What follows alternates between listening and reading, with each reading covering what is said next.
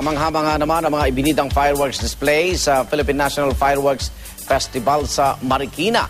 At narito ang report ni Victoria Tulad.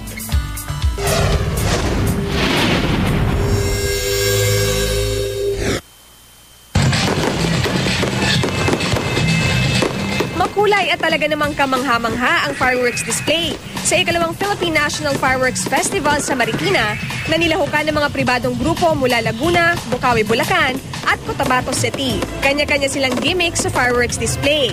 Ang iba't ibang pyrotechnic design nagbigay liwanag sa kalangitan at isinabay pa sa saliw ng musika.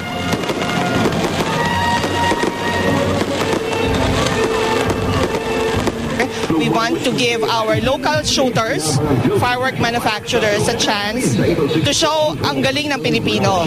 Nais din daw ng mga organizer na palakasin pa ang turismo ng Marikina. Kaya naman bukod sa fireworks display, nasaksihan pa ang kakaibang pagtatanghal ng grupong ito.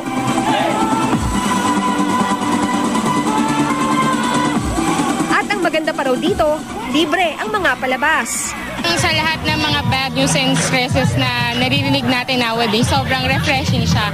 Dahil yun nga, very entertaining. Nagusto ko yung fireworks nila, yung pagtaas ng fireworks. Kung magutom ka naman, kabi-kabila ang mga food stall dito. May mga food truck din, kaya siguradong solve ka.